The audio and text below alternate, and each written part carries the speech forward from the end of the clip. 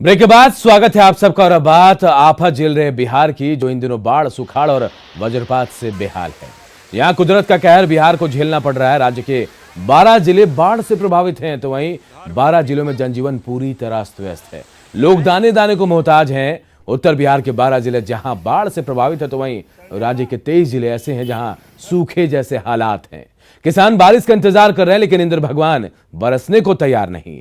बाढ़ और सुखाड़ की मार झेल रहे बिहार पर आसमानी आफत भी बरस रही है। मंगलवार को वज्रपात से बिहार में 30 से ज्यादा लोगों की मौत हो गई। बाढ़, बारिश और सूखे की मार और अब ये वज्रपात, ये सब बिहार में कुदरत का कहर है। और इस कहर के सामने इंसान लाचार बन गया है। घर में पानी ढुकल है। चलने पा भाई नहीं बैठा हुआ है।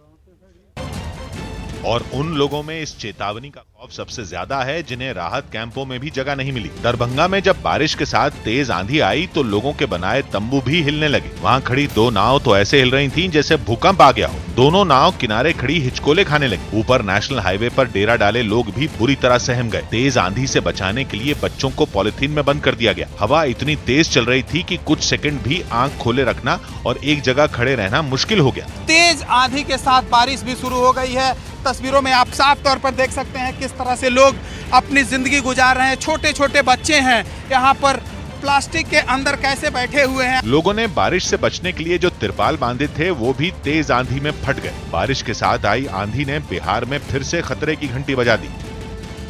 लेकिन लोग बुरी तरह बेबस हैं। इतने बेबस कि घंटों घंटों बच्चों को पॉलिथीन में कैद रहना पड़ रहा है। इतनी भी जगह नहीं है कि पॉलिथीन में डूब के लोग अपनी जगह से हिल सकें। इस प्लास्टिक के अंदर में 5 बच्चे हैं। बस इनके सर के ऊपर सिर्फ यह प्लास्टिक है और इसी के अंदर किसी तरह से अपनी जिंदगी गुजारने को लोग मजबूर हो रहे हैं। ये बताइए, अब तो तेज बारिश शुरू हो गई, कैसे रहिएगा यहाँ पर? भैंस गलती कर बांध पर बांध पर लिए है ना, बाल बच्चा भूखे मरे थे, प्यासे मरे थे। बिहार में बाढ़ 190 से ज्यादा लोगों की जान ले चुकी है। लोगों को उम्मीद थी कि ये सिलसिला थमेगा, लेकिन ऐसा हुआ नहीं। आफत की बारिश ने बिहार को बेहाल कर दिया। कुछ बच्चे तो बारिश और आंधी से बचने के लिए एक ट्रैक्टर ट्रॉली के नीचे छिपने को बेबस हो गए। गाड़ी आ जाए तो फिर क्या होगा? गाड़ी आएगा तो खत्म हो जाएगा। कहना तो जान बचा रहा हूँ। ये बांध पर हम लोग को जार से मार रहा हूँ। बच्चे जो बैठे हैं उनको ठंड लग रही है, लेकिन कोई चारा नहीं है, इसलिए शायद यही जिंदगी गुजारने को लोग मजबूर हैं। और इस बार तो बाढ़ और भी तबाही मचाएगी, क्योंकि पहले आई बाढ़ में कई तटबंध टूट चुके हैं। कई जिलों में तो हालात अब भी खराब हैं। दरभंगा के एक गांव में कुछ बच्चे थर्मोकोल के डिब्बों को नाव की तरह इस्तेमाल करने के लिए मजबूर हो गए। इलाके में बाढ़ से हुई बर्बादी की तस्वीरें साफ दिखाई दी। एक हैंडपंप ने भी जल समाधि ले ली। कई दूसरे इलाकों में भी हालात खराब रहे। मकान ही नहीं, गाड़ियां भी डूब गयी। रिहायशी इलाकों में तो जगह जगह तालाब बन गए। ये हालात तब हैं जब बिहार में अगले 72 घंटे भारी बारिश की चेतावनी जारी की गई है और लोग सड़कों पर आ गए। जिस जगह लोगों के मकान हुआ करते थे, वहां चारों ओर बर्बादी का मंजर देखने को मिला। मकानों का मलबा, पंखे, बच्चों के स्कूल जाने के बैग, बर्तन और दूसरा सामान इधर उधर बिखरा दिखा। सब कुछ बर्बाद हो गया। वहां बने एक मंदिर ने भी जल समाधि ले ली। बताया गया कि जब बाढ़ आई तो मंदिर के पुजारी से कहा गया था कि वो भी भाग चलें, लेकिन वो तैयार नहीं हुए और उनकी मौत हो गई। वो बोले जो हमारा बजरंगबली चले जाएंगे तो हम भी चले जाएंगे। वो कितना भी आदमी बुलाया फिर भी वो नहीं आए। लोग बाढ़ के मंजर को याद कर कांप उठे। एक लड़के ने बताया कि जब सैलाब आया तो कैसे लोगों ने अपनी जान बचाई। मैंने सोचा रस्सी तो है नहीं, सबको अपना बोले सबको साड़ी अपना खोल के दीजिए और इसी को उस साइड फेंके। 2 लड़का और था, उसको उस साइड में पकड़ा और सबको पकड़ के लेडीज को और बच्चे को कंधे पर लेके उस साइड गए और सब सुरक्षित बचे। दरभंगा के भी एक गांव में बाढ़ ने कहर बरपाया। बाढ़ के आगे बेबस महिलाएं अपने बच्चों को बचाने के लिए घंटों संघर्ष करती नजर आईं। वहां खाने पीने का भी संकट गहरा गया। चारों तरफ परेशानी ही परेशानी है। तस्वीरों में आप साफ तौर पर देख सकते हैं कि इस इलाके के रहने वाले लोग किस मजबूरी में अपनी जिंदगी गुजार रहे हैं। ये बताइए, खाना कहाँ से होता है? सर कीन का आने थे तो खाए। और अगर नहीं आए तो? नहीं आते तो भूखा ले रहते। देखिए, बाढ़ ने कैसी आफत मचा दी है। अगली खबर बेतिया से, जहां बाढ़ ने दस्तक दी है। हड़बोड़ा और पंडई नदी उफान पर है। नदियों का जलस्तर लगातार बढ़ता जा रहा है, जिससे गौनाहा प्रखंड में लोग जो हैं दहशत में हैं। जिस तरह से नदियों में पानी बढ़ रहा है, उससे लोगों का अनुमान है कि कभी भी पानी इस प्रखंड में पहुंच सकता है। कई गांव में अफरा तफरी का माहौल और लोग सुरक्षित स्थान की ओर निकल गए हैं। गौनाहा और नरकटियागंज में दहशत ही दहशत देखी जा रही है।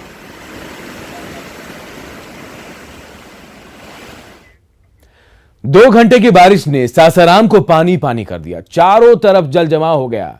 सड़क पर तालाब का नजारा है। बच्चे तालाब की तरह सड़क पर जमे पानी में उछल कूद कर रहे हैं।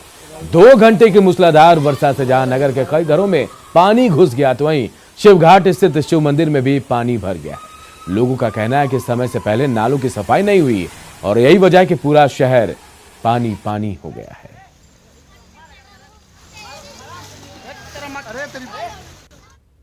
एगो कहे के एगो सामने रह देखिए लिए नहीं दिक्कत। सासाराम के नाला नहीं के साफा हो, तो गली नहीं के साफा हो, तो रोड नहीं के साफा हो, तब तो सगरों से बिहार का शिकायत बा। सासाराम जा रहा बा, पानी पूरा मंदिर में घुस जाता है। देखिए एगो कहे के कितना झूठ बोलती, एगो सामने रह देख लेनी। ये सब जिला प्रशासन का नाकामी है। और अब तक पहले के समय में जेठ से पहले नाला का उदाई हो जाता था। आज के समय में आषाढ़ में भी नाला का उदाई नहीं हो रहा है। इधर मधुबनी के नरुआर गांव में लोगों के घर के साथ साथ कई लोगों के सपने भी पानी में डूब गए हैं।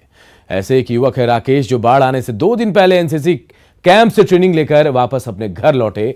इनका सपना सैनिक बनकर देश की सेवा करना है, लेकिन इस बाढ़ में राकेश का सारा सर्टिफिकेट भी पानी में बह गया। लेकिन हद यह है कि बाढ़ में सरकार के खिलाफ उन्होंने आवाज क्या बुलंद की। सरकार ने युवक के खिलाफ एफआईआर ही दर्ज करा दी। वह इस गांव के जयराम यादव भी दुखी हैं, क्योंकि जयराम की कॉपी किताब सब पानी में बह गए। जयराम सरकारी जॉब की तैयारी कर रहे थे। सब पे एफआईआर दर्ज कर दिए। एक लड़का को भी पकड़ लिए, उसमें से जेल से भेज दिया। जी। तो उसमें आपका भी नाम डाल दिया जी।